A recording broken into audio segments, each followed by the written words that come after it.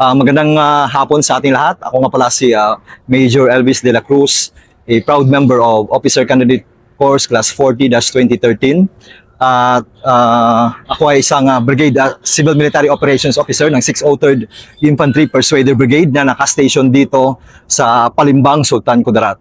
So sa ngayon, yung aming brigade ay makikita sa pinaka-southernmost part ng ating bansa. Ito ay binubuo ng coastal towns ng Sultan Kudarat, which is the Palimbang. So makikita ninyo yung isa sa mga source ng income ng mga tao dito ay pangingisda. And then meron naman kaming area sa portion ng mountain ranges ng Sultan Kudarat kung saan isa din yon sa mga area responsibility namin. Binubuo ito ng 5 probinsya, yung Maguindanao del Sur, Maguindanao del Norte, Sultan Kudarat Province, Sarangani, and South Cotabato. So sa ngayon, itong Palimbang ay dati way back more than 20 years ago. So merong ito ay marami pang mga threat groups ang nandito. So isa sa mga pinakakilala na naging ng Palimbang is yung Malisbong Massacre. So sa ngayon, kami, we are confronting New People's Army. So sa assume namin ng aming brigade noong 2022 nung lumipat yung brigade namin dito. So actually nakadismantle na kami ng ilang mga threat groups at na-neutralize na namin yung mga front secretary ng FSMR. So sa ngayon, we are going to only focus on the socio-economic development. So sabi nga nila, yung kapayapaan ay hindi lamang trabaho ng ating Armed Forces of the Philippines, kundi ito ay shared responsibility ng ating mga stakeholders. So ngayon, papunta tayo ngayon sa isa sa mga stakeholders namin dito sa Palimbang. So mamimit po natin yung dating butihing mayor ng Palimbang na si Honorable Junaim Capina, at ngayon ay siya na ngayon ang kasalukuyang vice mayor. So dahil sa kanyang leadership at saka pagiging aktibo, naging ang Palimbang ay naging kwento ng isang dati ay isang war zone na area ito, kinatatakutan, pero ngayon naging peace haven na siya. So nagsisimula na ang umusbong at naging progresibo ang Palimbang sa pamamagitan at pamumuno ni Honorable Junaim Capina. So ngayon kami bilang inyong sa security sector sa Philippine Army, we are not here for hindi lang po kami dito para sa digmaan, kundi kami rin ay tumutulong para sa peace and development ng area. So sa pamamagitan ng ating mga community support program, so we're not doing our non-traditional roles, but we are also engaging our stakeholders to be part sa community development at pagiging progresibo ng ating munisipyo. So anong barangay na ito dito, sir? So itong barangay ngayon ay nasa barangay Kanipaan na tayo. So mga 15 minutes or more or less 15 minutes, makikita na natin yung sentro ng Palimbang kung saan nandoon natin makita yung Palimbang Municipal Hall. Matagal ka na rin ba, sir, na officer dito sa lugar niyo? Actually, since nalipat yung brigade dito on 2022, kasabay ko din yung ating brigade commander. Nalipat din ako dito as Brigade E7 for almost 4 years na dito sa brigade. So as Brigade E7, so ako naman ay sinisigurado ko na we have always strengthened our strong relationship with our stakeholders, and we see to it that maganda yung relasyon namin na makapag-engage sa kanila, na kami yung makapagbigay din, particularly sa security. Kaya naniniwala kami na peace is always prerequisite for development. Kung walang kapayapaan, so wala din tayong kaunlaran sa isang area. So malaga din ang papel ng ginagampanan ng ating mga sundalo, lalong-lalo na sa lugar ng Palimbang, sapagkat nararamdaman nila na dati yung gobyerno natin ay mailap sa kanila, lalo-lalo na yung mga serbisyo. So ngayon, unti-unti na lang nararamdaman na merong totoong gobyerno na nagmamalasakit sa kanila. So majority sir yung community dito sir is Christians or Muslims? Dito sa area namin, we have tri-people. So we have Christians, Muslims, and Lumad. So we have diverse culture and diverse people living harmoniously dito sa area namin. So isa yon sa mga pinapaintindi na namin sa mga tropa sapagkat meron tayong tinatawag na cultural sensitivity. So kami, mag-engage tayo, lalong-lalo sa mga Muslim brothers and sisters natin. So we see to it that our troops ay pinapahalagahan pa rin nila yung kultura, relihiyon at tradisyon ng bawat mamamayan dito. So minsan sir ano yung engagement na halimbawa mga disaster dito sir na magaling kung may mga pinupukan na dito sa lugar na ito. So, Actually, since our area, some part of our area is coastal, so yun nga, prone tayo sa bagyo and then sa baha. So dito sa ating humanitarian assistance disaster response naman, so yung ating kasundaluhan dito sa Persuader Brigade ay always naman ready na tumutugon at always na tumutulong sa panahon ng sakuna.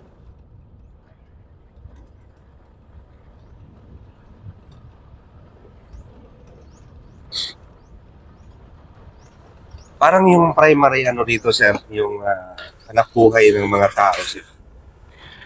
So meron yung ang primary na hanap buhay ng mga tao dito. So since coastal nga tayo, meron tayong pangingisda. So meron namang portion na kabundukan at meron mga palayan. So may mga prutas. Actually more on mga produkto nila dito, yung niyog, mais, palay, at may ibang mga gulay at saging dahil din sa maayos na klima. So sa ngayon, dahil sa isa sa mga programa ni Mayor ngayon at ng ating Governor sa Sultan Kudarat bilang isang coffee capital ng Pilipinas. So ngayon, hinikayat ngayon yung ating mga farmers na magtanim ng mga kape. So yun yung isa sa mga focus ng mga produkto ng Palimbang ngayon at sa ibang area, karatig bayan ng ating area of responsibility, yung magiging coffee capital na hindi lang dito sa Pilipinas kundi sa buong mundo.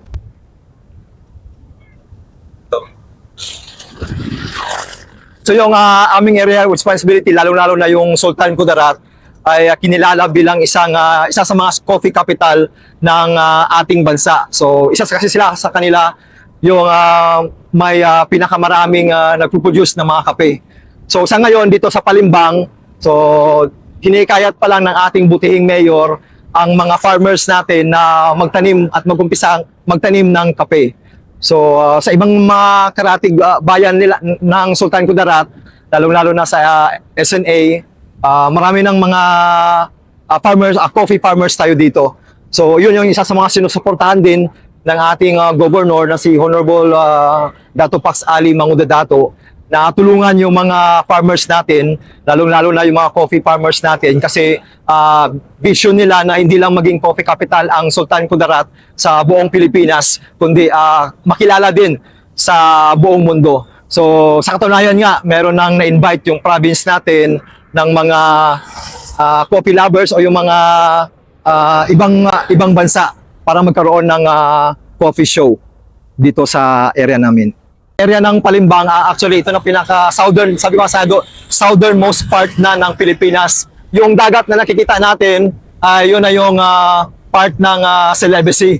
So actually dati nakikita na natin sa libro yung Celebesi, pero ngayon bilang sundalo, yung isa sa mga privilege natin na pupuntahan natin yung mga lugar na hindi natin napuntahan.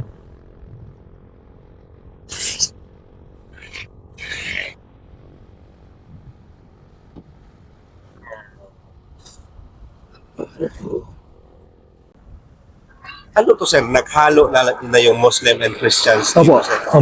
May mga barangay na puro Christian at merong ding barangay na puro Muslim. Tapos may ilang barangay dito na merong halo mix na naninirahan. So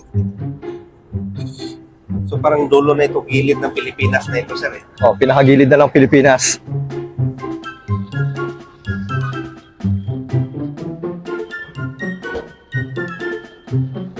Celebes. Ito yung Celebes, sir. Oh, yan ang celibacy. Nakadulo na tayo eh. Yung, papunta na tayo sa, approaching na tayo dito sa sentro ng Palimbang kung saan nakatayo ang kinaroroonan ng kanilang municipal hall. So, ito na yung municipal hall nila.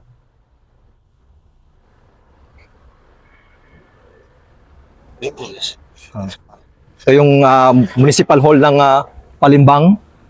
So ito ay pinatayo during sa time ng ating former mayor na ngayon ay vice mayor na si Honorable Junaim Capina.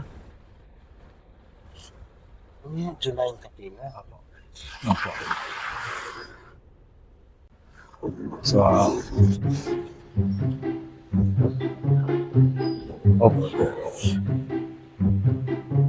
mas maganda mag-take din natin sa I Love Palimbang na pamaya.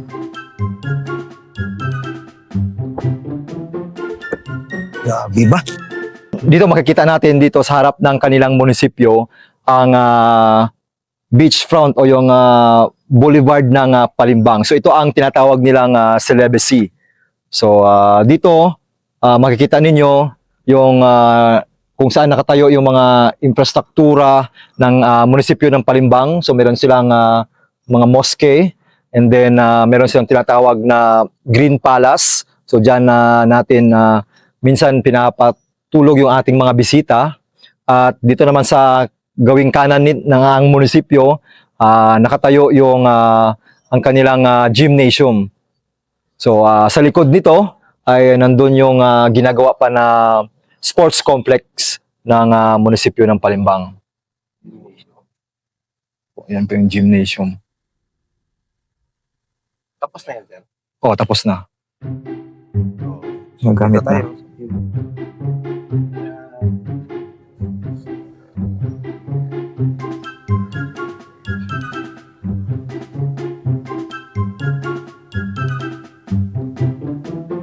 Ano to, sir? Bakit may mga nakasabit-sabit naman? So actually nung nakaraang araw, yung culmination day ng founding anniversary ng Palimbang. So kung saan sineselebrate nila yung kanilang 66 founding anniversary at 16th Kalilang Festival. So ito yung sineselebrate nila bawat taon para ma-commemorate nila yung kanilang founding anniversary.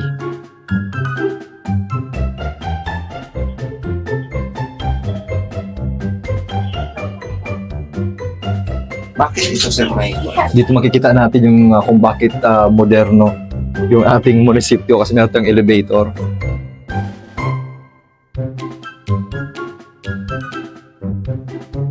Yung mga produkto. Ito yung mga kape kasi mga produkto nila. Kape, mga ganyan, palapa. Sabi yung nito, wala. So makikita din natin dito yung mga produktong gawa dito sa Palimbang. So meron silang mga rice coffee at saka yung mga bagoong at saka yung palapa. So itong palapa, ito yung pinaka-produkto nila na Tatak Palimbang. So ito yung meron din silang mga gawa sa mga native na products. Meron yung sentro yung logo.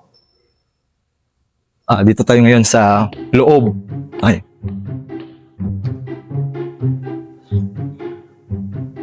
Yeah. So dito tayo ngayon sa loob ng munisipyo ng Palimbang. So kung mapapansin ninyo, yung munisipyo nila ay gawa sa isang modernong estilo. So makita nyo naman yung mga napakagandang pagkakagawa ng kanilang mga munisipyo.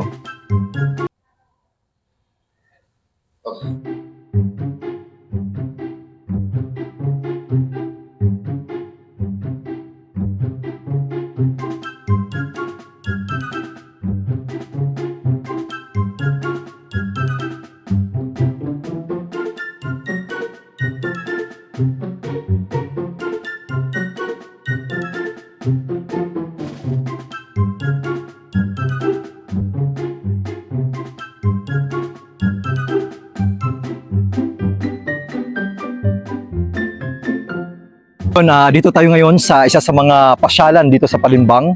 So kung mapapansin ninyo, dito yung sentro ng Palimbang kung saan nakatayo yung kanilang munisipyo at ang kanilang boulevard. So isa itong pasyalan ng mga tao sapagkat kung inyong malalaman na yung Palimbang dati ay isang magulong lugar.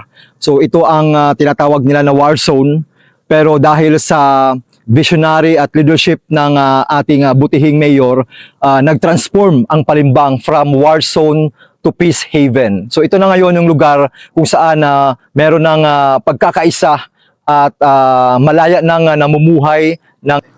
So sa ngayon makikita natin na yung Palimbang from war zone ay naging transformed na talaga siya na munisipyo into a peace haven kung saan namumuhay na ng tahimik at mapayapa yung bawat Palimbanggenyos sa tulong ng ating LGU at yung ating Armed Forces of the Philippines. Sapagkat kami dito, ang inyong kasundaluhan, lalong-lalo na yung Persuader Brigade, ay naniniwala na yung peace and development ay hindi lamang trabaho ng armed forces, kundi ito ay isang shared responsibility na nangangailangan ng pagkakaisa at pagtutulungan ng bawat isa para maging mapayapa at mapaunlad at mapanatili ang kaayusan at katahimikan ng ating bayan. So ngayon makikita ninyo sa aking kanan ang isa sa mga pinakamagandang beachfront ng Palimbang kung saan ito ay bahagi ng Celebes. So, busan ako lang magandang turista. Sige.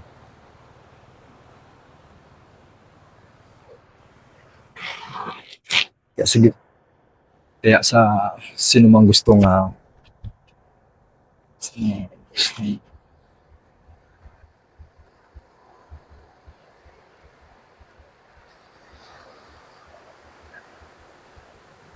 kaya sa ating mga kababayan o kaya ating mga turista, welcome na welcome po kayo dito na magbisita at i-discover yung munisipyo ng Palimbang. So marami silang magagandang mga beaches at hindi lang yan. Meron din silang mga magagandang mga isla at mga yun lang. Prepared mo good. Konting exposure lang, mga 10 seconds lang ako. So dito sa bayan ng Palimbang, kung napapansin niyo, ngayon may nagja-jogging na. Kung sa lingid sa inyong kaalaman, yung mga previous unit dito ay talagang nagsakripisyo na talaga. Halos marami ng buhay ang nabuwis dito sa area na to dahil napakagulo talaga yung lugar na ito.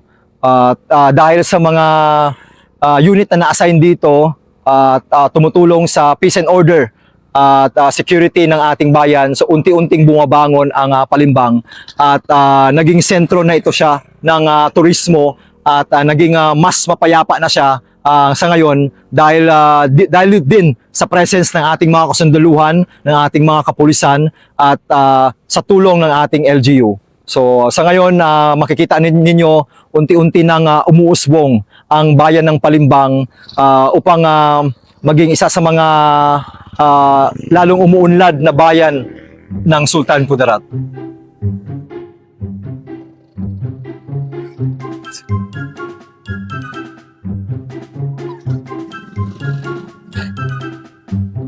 Sa muli, ito si Major Elvis de la Cruz, ang Brigade Civil Military Operations Officer ng 603rd Infantry Persuader Brigade under the leadership of our Brigade Commander, Brigadier General Michael Alberto Santos.